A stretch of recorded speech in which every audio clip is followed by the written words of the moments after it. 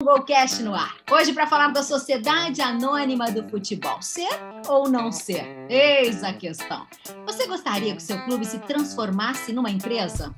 O novo modelo de negócio divide os torcedores. Vamos falar mais sobre as vantagens e desvantagens dessa transformação com um especialista, Pedro Daniel, diretor executivo da EY. Eu sou a jornalista Duda Estrebe e está começando agora o Golcast, o podcast da GoManage, que fala de futebol de um jeito diferente.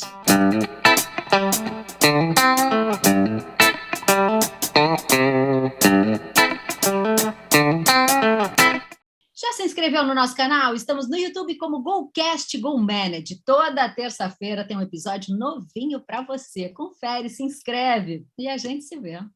Participam do nosso episódio o presidente da GoManage, Luiz Henrique Nunes, e o jornalista Norton Capel. A direção é de José Pedro Villa-Lobos. Agora sim, posso dar as boas-vindas ao Pedro Daniel. Tudo bem com você, Pedro? Tudo bem. Duda, tudo bem, pessoal? É um prazer aqui conversar com vocês. Que legal. Bom, já temos vários clubes aí de nome que criaram suas SAFs, Cruzeiro, Botafogo, Vasco, é um assunto que está palpitando por aí. Agora, explica para a gente, como se forma uma SAF e como saber se é realmente o melhor negócio para o meu clube, por exemplo? Uma excelente pergunta, né? Quando a gente fala em transformação para clube-empresa, muitas pessoas já vislumbram como se fosse uma grande solução para os problemas do clube, né?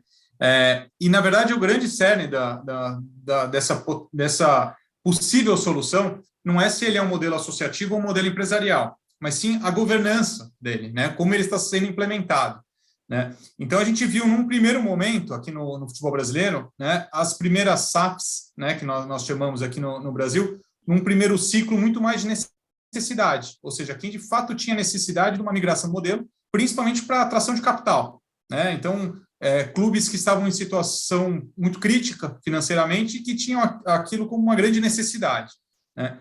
Hoje, já há uma discussão até mais madura, né, de alguns clubes que estão se preparando, né, arrumando a casa, né, para se valorizar e, de fato, poder buscar um capital maior dentro da sua operação. Então, fazendo um paralelo de pessoa física, é como você vai vender um carro, você lava o carro, né, passa um produto para ele ficar mais, né, para o pneu ficar mais brilhoso, né, arruma os estofados, passa no mecânico e fala, opa, legal, agora eu consigo pegar um valor mais atrativo para esse meu bem, né? Então, a gente está vendo agora uma corrida para esse segundo ciclo, né, talvez com uma maturidade um pouco maior do que ocorreu nesse primeiro momento. Tudo bem, Pedro? Tudo bom? Tudo tranquilo. Que bom estar contigo aqui. Grande papo, é um assunto que está na cabeça de todo mundo, exatamente por isso que tu falou, né? Para alguns é a grande saída para clubes endividados, né? E outros, realmente, acho que a gente pode considerar aí o Sport, o Fortaleza, são clubes que nos parece ter a intenção de se tornar sociedade anônima no futuro, mas estão se preparando para isso. E a primeira pergunta que eu te faço mesmo, quando se criou a lei da sociedade anônima, ela buscava exatamente o que tu falasse, governança, transparência, e resolver a questão dos déficits, né? De como pagar as grandes dívidas que os clubes tinham, né? Tinha aí um arcabouço jurídico para que as dívidas fossem pagas, né? Com 20% das receitas, 50% dos dividendos, aquelas coisas todas. E já com algumas experiências, como a Duda falou, de Botafogo, de Vasco, de Cruzeiro, até eu falo contigo aqui de Brasília, até de um clube de menor expressão que esses três, mas o Gama, né? Também acho que foi a segunda SAF até. Como é que tu vê o momento do futebol brasileiro? Nós estamos preparados para seguir os exemplos dos grandes clubes europeus, das grandes ligas europeias, e dar esse passo adiante, né? Os clubes, os diretores, as torcidas estão preparados para essa transformação que exige profissionalismo, exige transparência, mas, sobretudo, segurança jurídica? Exatamente, Luiz. Pensando numa linha, né, na visão do investidor, né, na visão dos principais investidores, o Brasil nunca foi um mercado muito atrativo no sentido de segurança, né? Sempre foi um mercado muito com alto risco. Talvez até por isso a gente ainda não tenha visto as grandes holdings do futebol, né, os grandes operadores atuando aqui no Brasil, né? E se a gente parar para pensar, o Brasil é o maior celeiro de craques do mundo, né? É o país que mais forma atletas internacionais, vamos dizer assim, né, com carreira internacional no mundo. Se a gente parar para pensar, né, essa estrutura, essa falta de segurança jurídica, era um dos pontos que causava isso. Então, quando a gente teve a aprovação da lei da SAF, porque você já podia ser empresa, né? O ponto é que você tinha uma desvantagem tributária, né, e uma insegurança até operacional, né? Então, aqui a gente ainda não tem uma regulação muito forte, né, que talvez seja um ponto que a SAF vai acabar trazendo como consequência, né? Então, a gente não tem um fair play financeiro tão forte, então isso também afasta o investidor sério, né? A gente não tem ainda uma situação de produto muito claro do futebol brasileiro, a gente ainda tem microprodutos, ou seja, o produto aqui ainda é muito clube, não as competições, né? Então, isso tudo acaba inibindo os investidores sérios. E quando a gente inibe o investidor sério, a gente cria, na verdade, dois problemas. Primeiro é que a gente, de fato, não tem essas grandes holdings aqui, né? E, em segundo, que a gente acaba atraindo o investidor aventureiro, o que vem de oportunidade, né? Afinal de contas, um mercado pouco regulado ele é muito atrativo para esse tipo de investidor, né? Então, a gente vê no histórico do futebol brasileiro, né, situações muito mais pontuais, né, do que investimentos sustentáveis, né? Então, quando a gente teve uma discussão, participei bastante do grupo de trabalho do corpo técnico do projeto lá no Senado, né? A grande discussão é o seguinte: como é que a gente faz para trazer segurança, a segurança necessária para que investidores sérios possam aportar seus recursos aqui? Porque, afinal de contas, a gente tem uma atratividade muito grande, não só de formação de atleta, né, pelo número de atletas, mas a gente tem a questão cambial, muito interessante, né, para que o futebol brasileiro possa ser utilizado até como uma linha de produção para as grandes holdings, né, se investe em real e vende em euro, né, mas até mais do que isso, para que a gente possa valorizar nosso produto como um todo. Então, eu acredito que a gente tenha iniciado esse processo. O Clube Empresa não é a solução do futebol brasileiro, mas ele é uma parte dele, tá? Ele é um caminho que a gente tem que percorrer para chegar nessas grandes soluções que a gente tanto fala do futebol brasileiro. Pedro, Norton Cap, eu falo aqui de Porto Alegre, obrigado por estar conosco. Eu queria que tu fizesse uma avaliação, porque a Eduarda falou aí do Cruzeiro. Antes de aprofundar o tema que eu queria uma avaliação tua, porque a questão do Cruzeiro está envolvida numa grande polêmica sobre o quanto é o investimento do Cruzeiro, do Ronaldo, e quanto são as garantias que ele vai ter, enfim, se tornou uma polêmica. No caso do Cruzeiro, pela importância que o clube tem, pela representatividade, né, e por ter sido já um pioneiro nessa questão aqui no país. Legal, Norton. Eu não posso entrar no mérito de vamos dizer assim, avaliar se ele é bom ou um mau negócio, tanto por parte da associação quanto por parte do investidor, né? O que eu posso dizer é o seguinte: o caso do Cruzeiro ele é um simbolismo muito grande para o futebol brasileiro, né? Talvez tenha sido o primeiro grande clube, né, nessa migração, muito por conta da necessidade que nós falamos até aqui no começo do nosso programa, e no qual o clube acelerou demais o processo, né? Então, independente do valor que está sendo negociado, se ele é aporte direto, não é direto, se ele é incremento de receita, independente do modelo do negócio, seria muito importante que o caso do Cruzeiro ele fosse um de sucesso, para que a gente possa, de fato, startar essa nova era aqui do futebol brasileiro de uma maneira mais atrativa para quem pensa em entrar. Tá? Quando eu falo isso, é porque o Cruzeiro, números públicos, né? Nós estamos falando do endividamento de pouco mais de R$1 bilhão, né? Pelos números do balanço do clube, né? É um clube que estava jogando Série B, né? Com uma recorrência, né? Nos últimos 2 anos, né? Ele tinha jogado já 2 vezes Série B, ou seja, ele tinha uma receita recorrente muito baixa. Então, quando a gente pensa numa reestruturação orgânica, né? O que é uma reestruturação orgânica? No qual o clube, na verdade, faz reestruturação sem necessidade de aporte de capital, a gente já tem uma linha do tempo muito grande. Então, o Cruzeiro para fazer uma reestruturação, como o Flamengo fez em 2013, demoraria muito para o Cruzeiro voltar à realidade dele, né? A realidade que eu quero dizer vitoriosa, de protagonismo.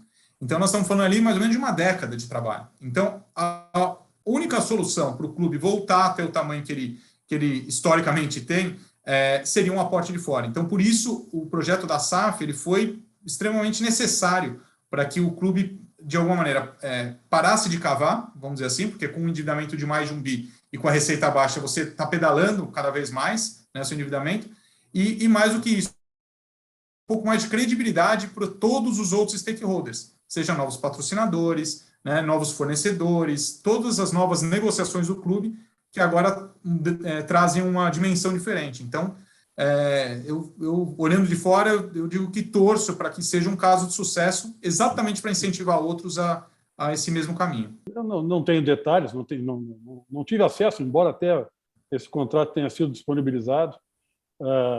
Me parece que o aporte inicial prometido pelo Ronaldo seria de 400 milhões para compra, entre aspas, aí, da operação do futebol do Cruzeiro, né? Porque as SAFs elas têm de dois tipos. O clube inteiro pode se tornar uma sociedade anônima ou se compra só a operação futebol, né? Que é o caso do Ronaldo no Cruzeiro. E parece que o aporte era de 400 milhões, com a obrigação de colocar, de início, 50 milhões e 350 milhões com um certo tempo. E eu acho que o que o Ronaldo está buscando, né, é justamente, talvez por não ter essa segurança jurídica que nós comentamos, ele está buscando diminuir riscos, né? O que ele está fazendo? Olha, não é bem assim. Eu posso até colocar os 400 milhões, mas o Cruzeiro tem que se reestruturar, tem que se modificar, tem que vender alguns ativos, né? Porque senão a dívida de 1 bilhão cai no colo dele. Porque, segundo a lei, ele tem 6 anos para pagar um percentual elevado da dívida e mais 4 anos para pagar o restante da dívida, né? Pode ser que aqueles 20% de receita e 50% de dividendos não sejam suficientes. E ele teria que tirar do bolso mais dinheiro para pagar a dívida do Cruzeiro. Então, o que ele está querendo fazer? Ele está querendo, não... O Ronaldo é bom de drible, né? Talvez ele queira dar um drible na lei para dizer, olha, eu não quero correr esse risco. Quando a gente olha no projeto de lei, tem alguns pontos que poderiam ser lapidados, vamos dizer assim, aperfeiçoados. Então, por exemplo, o endividamento tributário, né? O endividamento tributário ele não entra no concurso de credores, né? A lei não entra nesse ponto. E o Cruzeiro é um dos clubes que tem um endividamento tributário muito elevado. Talvez esse seja um dos pontos, né, Luiz, que você levantou agora, que de fato estão sendo discutidos, porque é um endividamento muito oneroso, tá, para o clube, e no qual tem algumas garantias, né, segundo as próprias partes comentaram. Então, existem alguns pontos que não vou chamar de gaps da lei, mas tem alguns pontos que poderiam ser aperfeiçoados até no caminho para a gente evitar esse tipo de discussão e insegurança para os novos investidores, né? E até para a associação também que fica, né? Eu acho que todos estão aprendendo, né? Agora, Pedro, me tira uma dúvida, assim, até na abertura eu falei de clube de Série A, clube de Série B. Qual é a diferença da SAF? Existe diferença, de fato, entre as séries A e B? Quando a gente fala de clube de Série B, tá, eu tenho trabalhado bastante não só com os clubes, mas também com o que a gente chama de buy side, né, investidores que querem entrar aqui no Brasil. Quando a gente fala dos clubes de Série B, eles são um grande filé mignon hoje dos investidores. Por quê? Porque o ativo ainda não está tão valorizado, né? Você tem um contrato recorrente, né, principalmente do direito de transmissão, que é a maior fonte de receita, né, que fica mais ou menos entre 10 e 12 milhões, tá?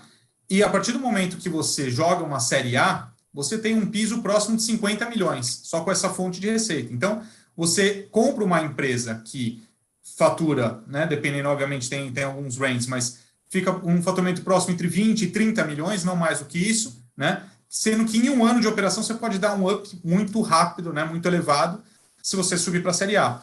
E lembrando que quando a gente fala de subir ou cair de divisão, séries A, B e C, nós estamos falando né, principalmente A e B, 38 rodadas. Né? 38 rodadas, o clube mais organizado, ou o clube com maior potencial financeiro, ele tende a se destacar. Né? Por mais que hoje a gente está quebrando alguns paradigmas aqui no Brasil, né? Mas se a gente pegar o mercado europeu, que é mais consolidado e mais maduro nesse ponto, a gente pode ver que em 38 rodadas, né, o mais rico tende a ganhar. Né? Então, aqui no Brasil, a gente vê a operação, por exemplo, da Red Bull. A Red Bull entrou aqui no Brasil, comprou um clube de Série B, né, fez um aporte na operação, né, foi campeão da Série B e já joga Libertadores na Série A. Ou seja, é um clube que furou fila, literalmente furou fila. Se você pegar nos últimos 20 anos, né, na Espanha, por exemplo, Barcelona e Real Madrid ganharam 17 dos 20, né, dos 20 campeonatos espanhóis, né, nessas últimas 2 décadas. Se você for para o mercado italiano, nos últimos 10 anos, a Juventus ganhou 9. Se você for no mercado da Alemanha, o Bayern de Munique ganhou nos últimos 10. né? Então, há uma concentração, principalmente no âmbito financeiro. Aqui no Brasil, até pouco tempo atrás, a gente tinha uma linha muito próxima entre os clubes. Então, era muito comum que o clube que tinha um faturamento um pouco menor pudesse, através da eficiência, ganhar da performance do outro. Hoje, a gente já vê que não existe mais isso. Já há uma concentração. Então, o Campeonato Brasileiro que se inicia daqui a pouco, ele não tem 10 candidatos ao título. Ele não tem 12 candidatos ao título. Ele tem 3, 4 candidatos ao título, não mais do que isso, né? Então, há uma concentração natural. Então, a gente está nesse movimento, né, de amadurecimento da indústria. Então, a tradição ela é fundamental, o número de torcedores é fantástico, mas com novos entrantes, com novos investidores, isso tende a mudar, esse topo da pirâmide tende a mudar. Tá? Pedro, sobre esse aspecto, se criou muita expectativa de onde o Citigroup poderia investir no Brasil, né? Se falou em clubes da Série A. Hoje a informação é que ele está numa negociação avançada com o Bahia. Entraria exatamente nisso que tu estás nos colocando? É viável para um grupo como o City, que tem clubes espalhados pelo mundo todo, entrar num clube de segunda divisão e fazer esse crescimento rápido que tu estás falando? É curioso, sim, porque esse sim poderia ser uma solução, né? Você entrar num clube de Série B, exatamente o modelo que a Red Bull fez, né? Se a gente pensar, você entra num clube de Série B, no qual o aporte de capital inicial ele é menor, né? Ou seja, você tem tempo de estruturar, você tem tempo, né, de amadurecer a governança, tá? E a partir do momento que você faz o aporte, você tem um nível de competitividade mais interessante para a sua realidade. Então, sim, pode ser um dos movimentos, mas acho que dentro da sua pergunta, Norton, e é uma reflexão global, não é só aqui no Brasil, é que essas grandes holdings, né, a gente está vendo uma migração muito grande para esse que a gente chama de cross-ownership, ou seja, conglomerados que têm clubes em vários lugares do mundo. Por quê? Porque ele ganha escala, ele ganha eficiência, né, e ele ganha, na verdade, operação para o seu grande, imagina como holding, né, o seu grande headquarter, ou seja, qual que é o grande sentido do City, né, que ele seja uma grande potência global e que possa dominar, principalmente no âmbito que ele está na maior liga do futebol do mundo, né, o Manchester City. Ele tem clube, por exemplo, no Uruguai, né, ele tem parcerias de clubes em vários lugares pelo mundo, nos Estados Unidos. Esse movimento ele está ocorrendo no mundo e acho que o Brasil vai ser um polo muito interessante, e aí não só para o City, tá? A gente vai ver outros entrantes nessa situação, no qual o Brasil vai ser uma grande filial, né, vamos dizer assim, para esses conglomerados. Mas aí, desculpa, Norton, talvez até num ponto que você comentou, né? Ele pode entrar num clube de Série B, isso é interessante dentro desse modelo Red Bull que nós comentamos? Pode ser. Mas também o que eu imagino que a gente vai ver num segundo ciclo são novos entrantes em clubes que já estão perto do topo da pirâmide, mais perto. Por quê? Porque você já entra num sentido de dominância mais forte. E na questão cambial, Norton, o investimento não é tão elevado, né? Então, o investimento que você faria em um atleta, muitas vezes um atleta de ponta, você compra uma linha de produção aqui no Brasil, e uma linha de produção já no topo da pirâmide. Então, não acharia estranho o City também entrar num clube já no sentido de protagonismo, tá? Seja o City ou seja outras holdings, tá? É exatamente o que eu ia ponderar e colocar, Pedro, é esse ponto, porque alguns especialistas falam que até o final do ano 10 clubes da Série A do brasileiro devem terem se tornado SAFs. Tu concordas com essa avaliação? Para ti é maior, é menor? E nessa linha que tu falaste agora, o Atlético Mineiro, que hoje está no topo da pirâmide, tem um movimento para se tornar uma SAF, né? Não é hoje um clube endividado, mas ele, sob o ponto de vista de futebol dentro de campo, está nesse top total, né? Então, qual é a tua perspectiva desse negócio aqui no Brasil? Eu acho que o Galo é um exemplo claro do que eu chamei do segundo ciclo, né? De clubes que estão se preparando, se estruturando, né? Estão fazendo toda uma organização para virar SAF, tá? A SAF, acho que a gente comentou um pouco no início, ela pode não ser a grande solução do futebol, mas ela traz uma visão de médio e longo prazo, coisa que o modelo associativo a gente tem muita dificuldade, principalmente pelos períodos de mandato dos clubes, né? Então, a cada 3 anos, a gente vê muitos clubes sendo novas empresas, né? Mudou a gestão, como a gente vê nas prefeituras, governo estadual e federal, né? Ele entra com uma nova mentalidade, com um novo modo de trabalho, e aí, muitas vezes, tudo aquilo que estava sendo desenhado simplesmente é engavetado, né? Isso é muito ruim no sentido de atrair parceiros ou fazer grandes negócios de longo prazo. A SAF, ela mitiga isso, né? Então, quando você traz essa migração do modelo da SAF, você tende a ter uma governança mais robusta para ter essa visão. Mas isso vai envolver, com certeza, uma mudança de cultura, né, nos nossos dirigentes, as pessoas que estão à frente de um clube.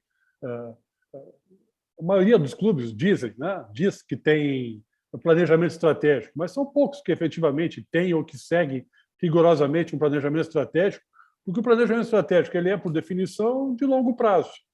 E o futebol brasileiro vive de um imediatismo absoluto, né? Pensa no mês seguinte, na rodada seguinte. Nenhum investidor vai chegar no Brasil com essa visão de imediatismo, até porque o retorno é demorado, então vai ter que estruturar o planejamento, seguir um planejamento. E isso talvez seja um grande choque aqui na nossa cultura, né? Com a nossa torcida, que cobra resultado imediatamente. Então, a tendência é chegar assim, pô, chegou alguém aqui que não é torcedor do meu time, está interessado em fazer negócio, em ganhar dinheiro, e a gente não está ganhando porque vem com esse papo de longo prazo. Isso eu acho que será certamente um ponto de resistência ou um trabalho enorme para mudar essa cabeça, essa visão de que as coisas não acontecem da noite para o dia, que não se estrutura uma sociedade anônima dessa forma, né? Tem uma briga de cachorro grande aí pela frente, que pode até afugentar alguns, né, que talvez não tenham paciência para topar com uma briga dessas. Aí eu ouso dizer que esse vai ser o terceiro ciclo das SAFs, porque o primeiro é os clubes com necessidade, que não tem outra alternativa. O segundo são aqueles que vão arrumar a casa para fazer, né? A gente citou o Galo, mas tem alguns outros, como o próprio América, o Atlético Paranaense, né? Tem outros clubes que a gente já vê com uma visão já para essa mudança. E o terceiro vão ser exatamente esses clubes que ainda têm uma mentalidade no sentido de associação, no qual acha que a tradição ela é mais importante. Meu clube é campeão do mundo, meu clube é campeão da Libertadores, meu clube tem torcida, então não precisa fazer movimentos nessa linha, e ele vai começar a perder competitividade, vai começar a perder espaço. E aí sim, talvez de fora para dentro, a gente veja algumas mudanças nesse terceiro ciclo. Tá? Eu não acredito que todos os clubes vão migrar, tá, para a SAF, não acredito. Mas eu acredito que boa parte dos clubes, o Norton comentou em 10, eu acredito que até o final do ano que vem, mais da metade dos clubes da Série A sejam empresas, sejam SAFs. Tá? Então, eu acho que é um movimento irreversível, e a partir do momento que você vê que você vai perder, né, você vai perder competitividade, perder atratividade, aí acho que a gente entra nesse terceiro ciclo de falar, opa, pera um pouquinho, o que eu quero ser? Porque, afinal de contas, meu clube é histórico, ele é vitorioso, mas isso aí não funciona mais dentro de campo, não. E o iSports trabalhou, né, na reestruturação do Palmeiras, do Atlético, do Flamengo, que são casualmente os três hoje que mais valem, que mais têm conquistado títulos, que são talvez os mais organizados. Tu acha que com a força que esses clubes têm, a gente falou agora bastante aqui do Atlético, mas falou um pouco do Flamengo e do Palmeiras, tu acha que esses três vão estar nessa metade que até o final do ano que vem vai virar SAF? Exatamente pelo peso, pela reestruturação, por estarem ganhando, porque a torcida está feliz, talvez não queira entregar para outro cara, enfim. Eu acho que do Galo, né, como até o próprio Norton comentou, eu acho que o Galo, de maneira pública, né, ele está se estruturando para que ele possa ter a opção de migrar para a SAF ou não, né, numa situação interessante para o clube. Né? Então, quando fala para ter opção, está arrumando a governança, está arrumando, né, seu fluxo de caixa, seu planejamento estratégico, para que, caso ele chegue nessa definição, que ele possa migrar de uma maneira mais interessante, mais robusta. Quando a gente fala de Flamengo e Palmeiras, aí eu vou usar um pouco o que a gente utiliza até em startups. A disrupção de uma indústria, ela não vem do topo da pirâmide, né? Ela vem de novos entrantes, né? Que percebem os vícios que existem dentro daquela indústria, né? E, de alguma maneira, mitigam isso ou utilizam inovação, né? Utilizam outras maneiras de se fazer aquilo de uma maneira mais ágil, né?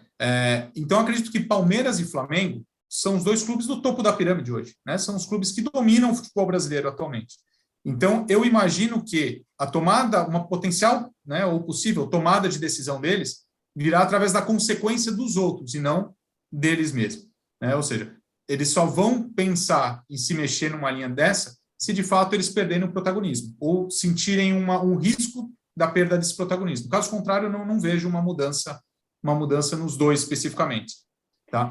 E aí é interessante, Luiz, se me permite, de fato nós trabalhamos com os três, né, com esses três, né, e que se reestruturaram de maneiras completamente distintas, mas que funcionou para a realidade de cada um, né? Então o Flamengo foi uma reestruturação orgânica, né? Nós entramos em 2013, né, junto com a gestão do Bandeira, e a reestruturação foi através da receita que o clube poderia gerar, né? Então não teve aporte de fora, não teve nenhum investidor, não teve nenhum grande empréstimo.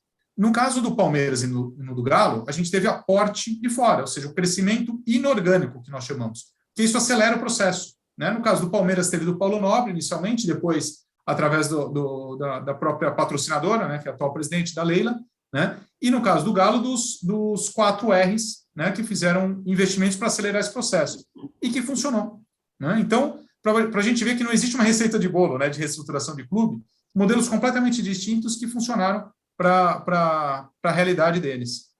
Pedro, eu queria aprofundar uma questão aqui. A Eduarda falou lá no início da preocupação dos torcedores, porque hoje o nosso modelo e a discussão aqui no Brasil, pelo que eu tenho acompanhado, está muito focada nessa questão. Entrega o futebol, vende o futebol, passa a ter um dono futebol. Mas e os casos em que os clubes conseguem, como temos exemplos na Europa, e até agora eu li que o Corinthians começa a pensar nisso, é quando há uma abertura de capital do próprio clube para conseguir investimentos, em que os próprios sócios, os torcedores, podem comprar e de alguma forma, refinanciar o clube. A Real Sociedad na Espanha, o Bayern de Munique, para mim, é o melhor exemplo desse modelo empresarial do futebol, pela sua forma como administrado. Explica para nós essa outra opção, que ainda é pouco falada aqui no Brasil, mas que, para mim, eu gostaria que fosse assim, que o meu clube fizesse isso. Quem sabe tu me ajuda nisso, Pedro.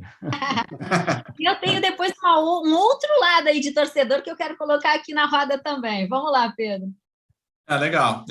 Você comenta do Bayern ou mesmo do Real Sociedade, a gente tem que, é importante para passar para todos, qual que é o contexto, né? Qual que é a regulação local, né? Porque isso acaba criando incentivo para algumas situações. Então, por exemplo, na Alemanha, você tem um modelo que é chamado do 50+1, né? Ou seja, você não vai ver nenhum investidor de fora, dono de um clube ou controlador de um clube alemão, né? Porque foi a maneira que foi desenhada quando começou o grande investimento de investidores do leste europeu, né, do Oriente Médio, nos principais centros do futebol. A Alemanha se blindou e não permitiu com que investidores de fora, investidores estrangeiros, sejam proprietários de mais de 50% das ações de algum clube alemão. Então, por exemplo, o Bayern de Munique, ele é controlado pela associação, mas ele tem sócios, né? Ele tem acionistas, né? Ele tem a Audi, ele tem a Adidas, sócios, mas o controlador é a associação. Então, não é nem só o Bayern, né? A gente vai ver em todo o modelo alemão, né? Você tem o Borussia Dortmund, por exemplo, tem capital aberto, né? Mas ele é controlado pela associação. Aquele é o modelo que funciona na Alemanha, né? Quando a gente vai para o mercado espanhol, os clubes na Espanha estavam completamente quebrados, né? Com uma dívida muito alta com o governo. E aí, através de um decreto real, talvez traduzindo aqui como uma medida provisória aqui no Brasil, né? Os clubes, eles conseguiram um refinanciamento, né? Um benefício para fazer o refinanciamento tributário, mas, em contrapartida, eles eram obrigados a migrar para serem empresas, saírem de associação, modelo associativo, para serem empresas. Somente 4 clubes não precisaram fazer isso, porque eles tinham um patrimônio líquido positivo, que eram Real Madrid, Barcelona, Osasuna e Atlético de Bilbao. Todos os outros foram obrigados a virar empresa, né? E aí, através disso, você tinha um controle maior e, em contrapartida, eles fizeram um marco regulatório, que é o Fair Play Financeiro da La Liga, que ele é muito, muito rígido, né? Ele é preventivo, né? Então, ele trava o registro caso você não tenha uma receita recorrente para aquilo. Talvez o caso mais emblemático seja agora, recentemente, que o Barcelona não pôde renovar com o Messi, porque ele não tinha receita suficiente para um novo contrato daquele tamanho, né? Então, o Fair Play Financeiro proibiu, né, o registro de mais um contrato do Messi. Então, só que agora o que aconteceu foi que, como a casa já foi arrumada, né, nos grandes clubes, o governo, no ano passado, falou o seguinte: olha, quem quiser migrar do modelo empresarial para o associativo novamente, está liberado, já que a gente tem uma regulação que é tão forte que ela vai fazer com que o controle econômico dos clubes espanhóis funcione, né? Então, isso tudo que ocorreu, ele foi dentro de um contexto específico, né? Agora, aqui no mercado brasileiro, a gente ainda está numa discussão daquilo que a gente quer para o nosso mercado. Então, quando a gente vai uma visão torcedor, tem torcedor que tanto faz quem é o presidente, desde que meu clube ganhe, né? Tem stakeholder nessa linha.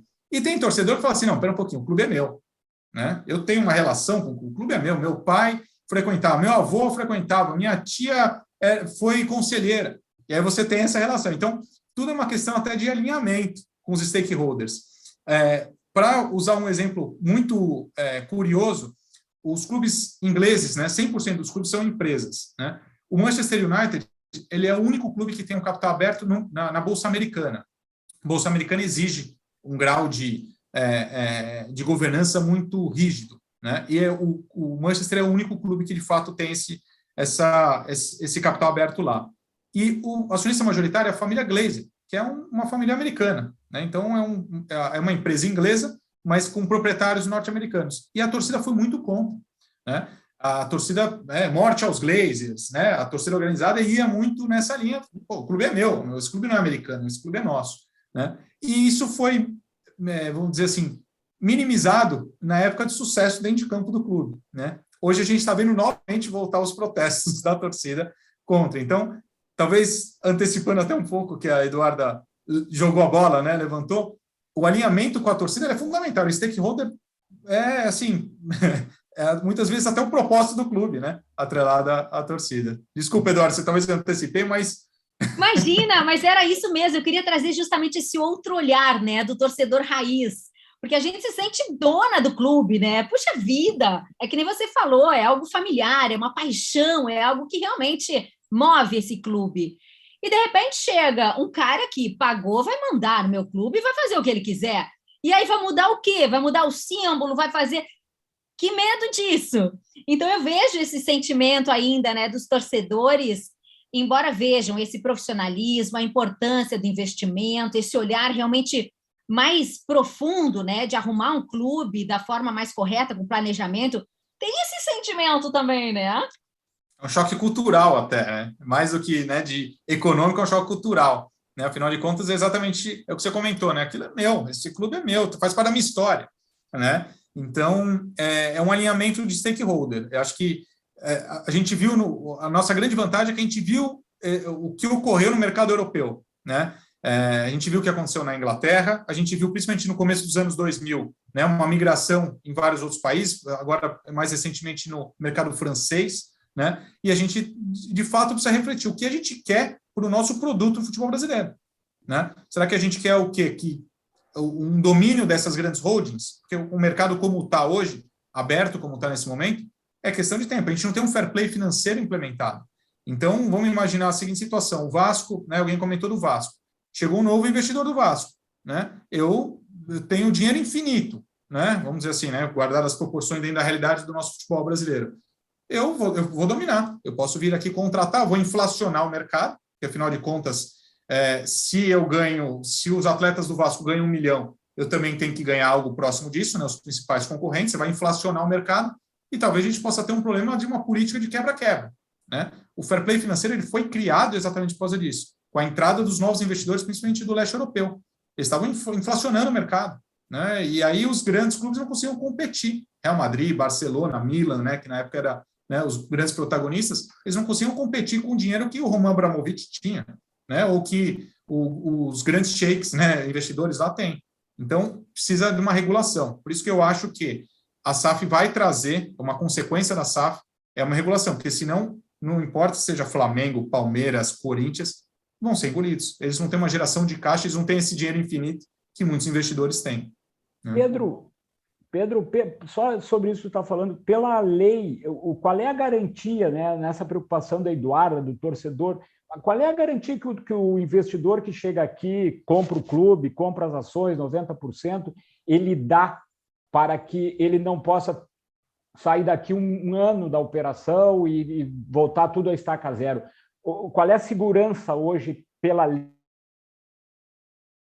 A gente não tem nenhum ponto na lei que iniba isso.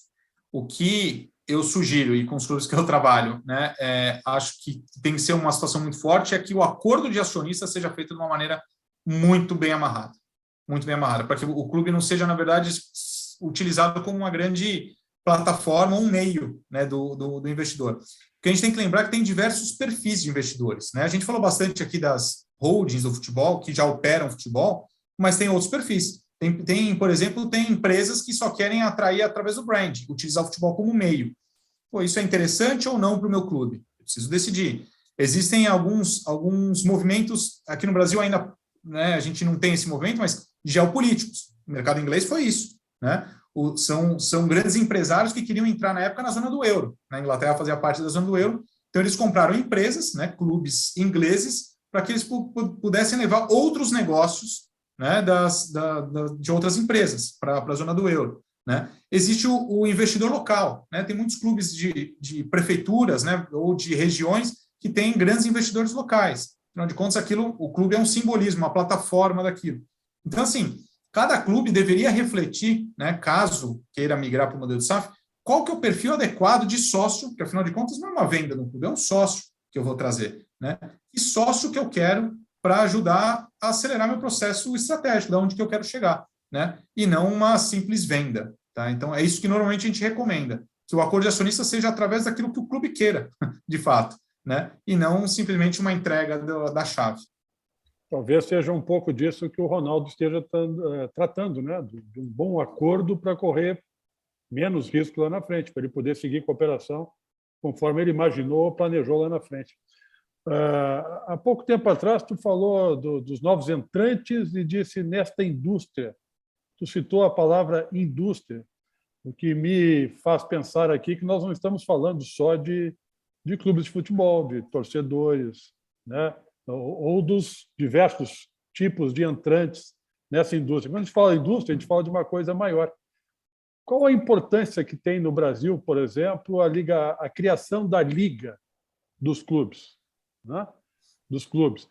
Será que esses investidores, principalmente os de fora, querem se tornar donos, entre aspas, aí, ou acionistas majoritários de clubes sujeitos à CBF, ao calendário da CBF, à TV que transmite os jogos?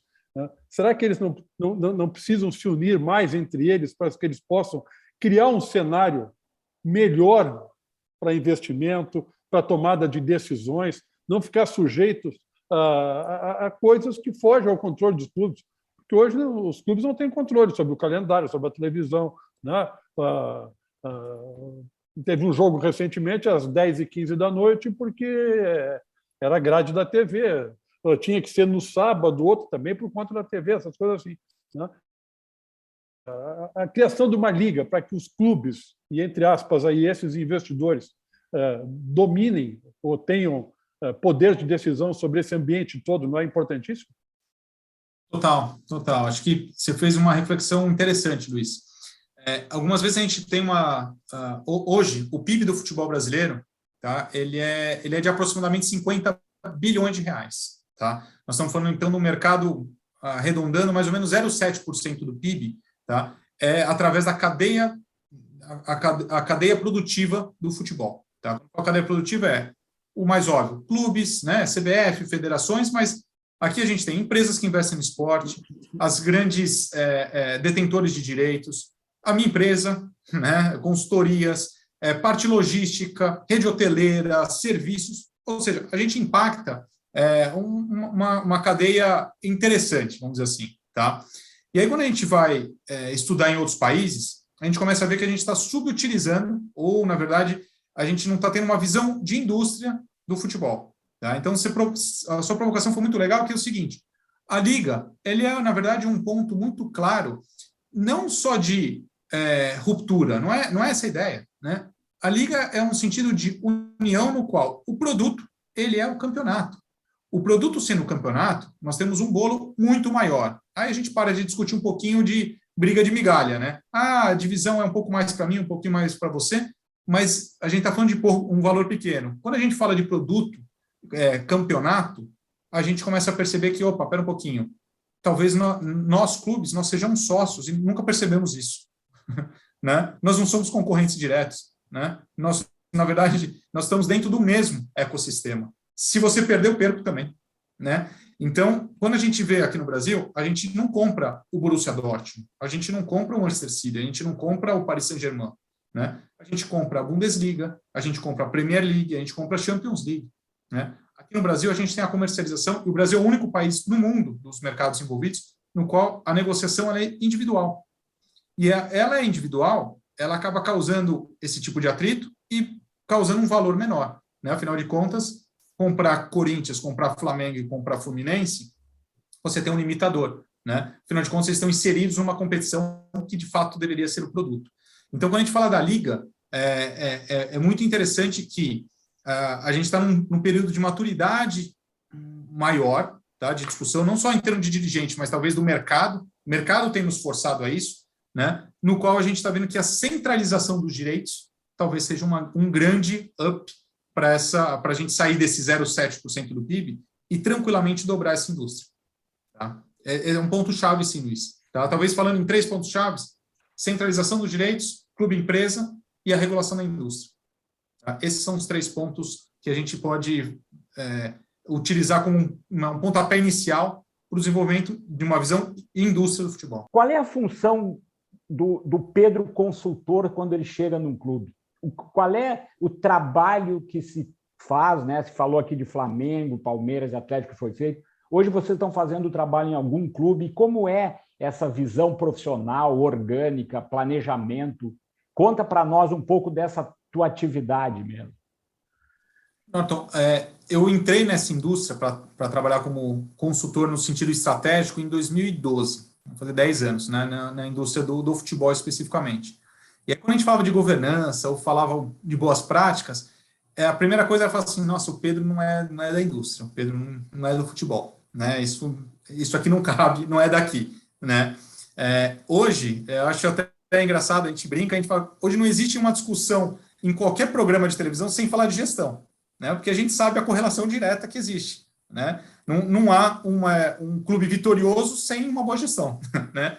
Então, alguns casos simbólicos acho que ajudaram bastante. Então, talvez o Flamengo tenha sido um simbolismo muito interessante, né? Que era um clube basicamente nas páginas policiais, né? Ninguém queria fazer negócio com o Flamengo, né? Não é que ele não estava nas páginas de economia, ele estava literalmente nas páginas policiais, né?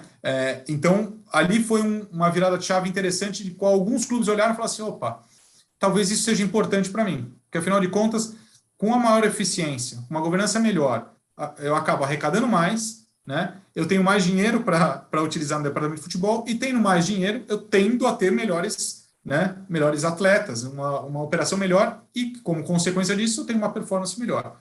Essa é a lógica, né? E muitos clubes perceberam isso, né? E hoje, com o volume financeiro que é gerado, e com a discrepância, que foi o que a gente comentou no começo do programa, né? Com a discrepância maior, fica mais claro ainda. Né? Então, por exemplo, o Flamengo não compete, né? Um clube que fatura quase R$1 bilhão, não compete com clubes que também estão na Série A, mas que faturam R$100 milhões. Ele não compete.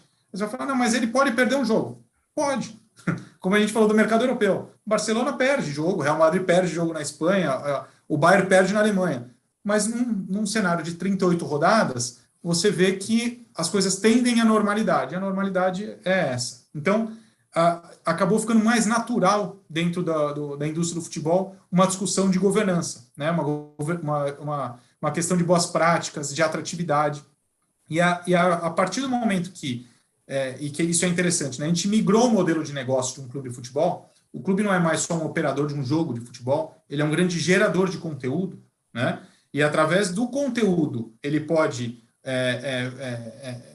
demonstrar tudo aquilo que ele tem feito. Opa, aí a gente quebrou um pouco uma barreira, tá?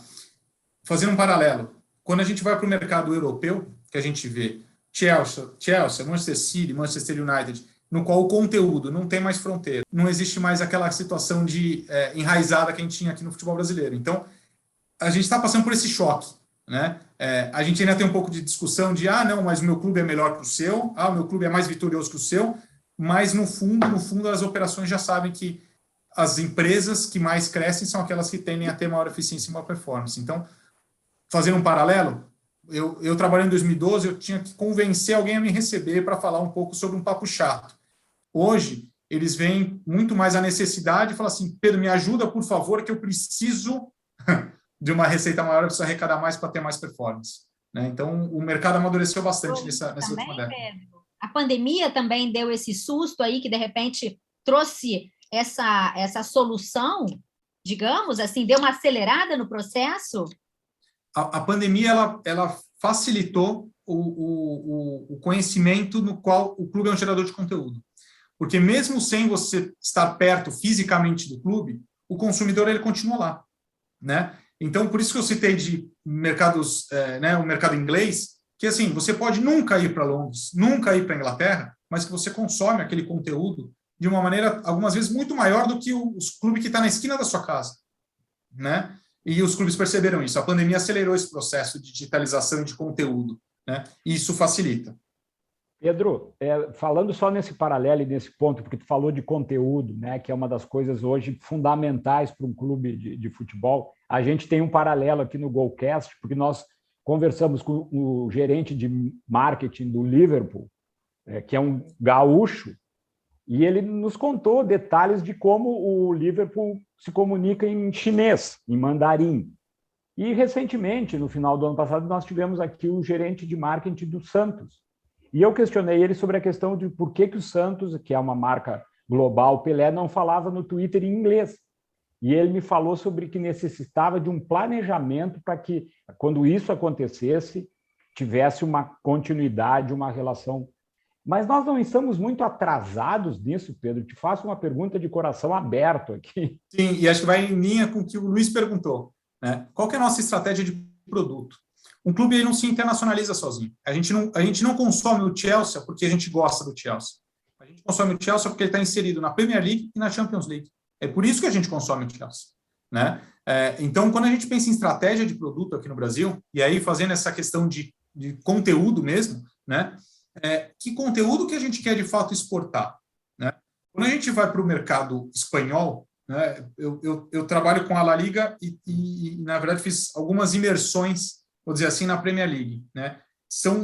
Eles têm estratégias completamente diferentes, tá? Mas que funcionam para aquilo que eles querem atingir. Então, vou dar um exemplo. Quando você está na Espanha, Barcelona e Real Madrid é produto premium, né, deles. Né? Tem 2 por ano. Né? Tem o jogo que é em Barcelona e o jogo que é em Madrid. Tá? Um dos jogos toca no domingo à noite na Espanha. Por quê? Porque ele quer atingir o mercado americano, que é um mercado que consome, que compra muito eles. Né? O outro é no sábado, perto da hora do almoço, que ele quer para o mercado asiático, que é o horário que o mercado asiático consome, principalmente o mercado chinês. Né? E aí você fala assim, mas é Barcelona e Real Madrid? Será que é o melhor horário de ir no jogo? Será que é o melhor horário para o pessoal que mora em Madrid assistir? No domingo, 10 horas da noite, Real Madrid e Barcelona?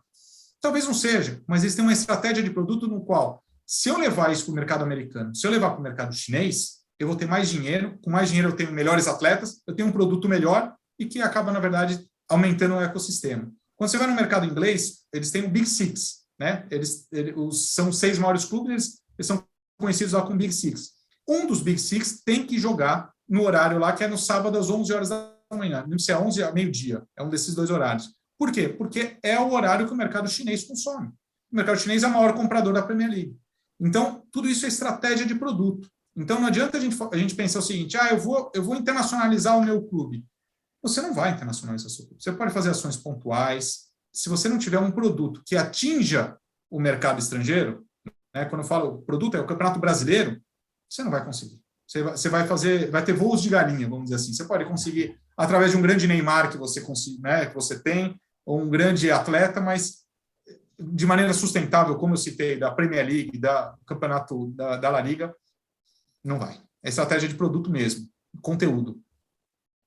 Esse certamente é um dever de casa que temos que fazer também, né? Porque Eu fico imaginando que quem vai investir ou vai adquirir ações das futuras SAFs do futebol brasileiro, né? Muitos serão empresários ou serão empresas que são de fora, serão empresas que são globais e elas vão adquirir marcas. O futebol brasileiro é um produto de exportação, mas os clubes brasileiros, eles são locais. Eles são locais. É claro que se a gente levar o futebol brasileiro, levar todo esse produto para fora, ajuda, né? Mas os clubes têm que se preocupar também com os seus próprios projetos de internacionalização, que não se resumem a fazer uma visita lá fora, jogar um amistoso, fazer uma pré-temporada em algum lugar. Que isso não internacionaliza nada, né? Internacionalizar não é tu ir até lá fora, né? Internacionalizar é tu ir e ficar, e estar lá fora com a tua marca. Isso é um projeto. Então, para um cara lá de fora, que tem uma marca que atua no mundo inteiro, ele compra um produto aqui local, que é um clube, né? Ele vai ter um trabalho pela frente. Talvez, né, nesses clubes que estão se preparando, isso seja uma lição importante a ser considerada. Exato, exato. A gente tem um produto regional. Mas aí tem 2 pontos que eu queria trazer até como paralelos, né? Uma coisa quando a gente pensa em estratégia de produto, né? Por exemplo, a Fórmula 1 talvez seja um grande case de sucesso para a gente, né, nesse momento. Um produto que era envelhecido, né? Corrida de carro, né? No qual o consumidor já era, na verdade, uma pessoa mais velha. A partir do momento que eles perceberam que o produto estava envelhecendo, eles migraram completamente o modelo de negócio. Eu vou parar de ver isso, cara. Eu vou parar de ver isso. Diz que é coisa para velha, eu vou parar de ver isso. Eles mudaram. Eles mudaram o modelo de negócio. Eu assisto todas há anos. Boa. Luiz, eu não sei a sua idade, mas eu fui atingido só agora. Estou vendo os mais jovens só agora, entendeu? Garoto, não te preocupa. Estou brincando, mas eles mudaram completamente o modelo de negócio, né? Você percebe que eles estão trazendo uma situação mais de proximidade com os pilotos, né? Seja pela série do Netflix, né? Você traz uma situação diferente do que você tinha anteriormente, que era simplesmente uma corrida de carros. A NBA, a gente vê um caso clássico de um produto que, por coincidência, tem um jogo de basquete ali no fundo, né? O jogo de basquete ele é o meio, não é mais o fim, né? Então, eles utilizam aquilo como uma grande plataforma, né? E aí a gente começa a perceber que, o nosso conteúdo compete com esse.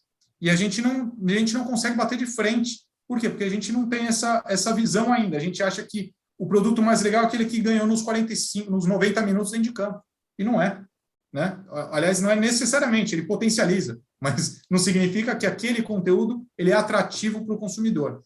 E aí, corroborando, que é o segundo ponto que eu ia falar, corroborando com o que você levantou, existem estratégias que o clube pode fazer? Existem.